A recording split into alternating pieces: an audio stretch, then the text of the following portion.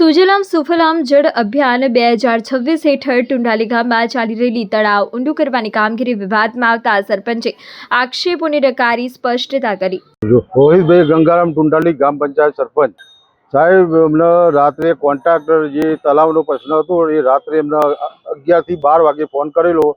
બરોબર, કે મારા મોહમ્મદ ડેનના છોકરા ડમ્ફર રોકી અમને હેરાન કરી, બરોબર, પૈસા માગી, એટલે હમણાં તો બોલાય તો હું અડધા કલાક પછી તો આગળ ગયો, મેં પોલીસને બી ફોન કરેલો, પછી આ લોકોએ મારા ઉપર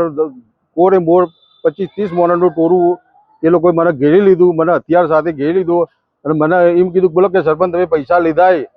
બરોબર, પણ મારા ઉપર એક જીવના બચાવ માટે મેં પછી ભાઈ હા મારા પારવી પડી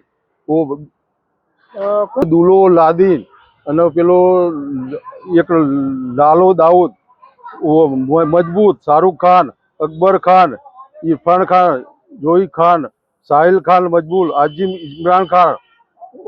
મલો મંડાલી, દુલો લાદીન, ઇમરાન ઇલિયાસ, આટલા લોકો હતા।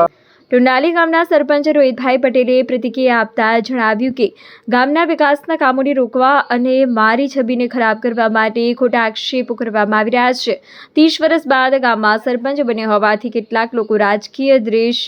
રાખી વિવાદ ઊભો કરી રહ્યા છે। સરપંચે દાવો કર્યો કે તળાવ ઊંડું કરવાની સમગ્ર કામગીરી સરકારી માર્ગદર્શિકા મુજબ પારદર્શક રીતે ચાલી રહી છે અને ગેરકાયદેસર માટી વેચાણના આક્ષેપો નિરાધાર છે।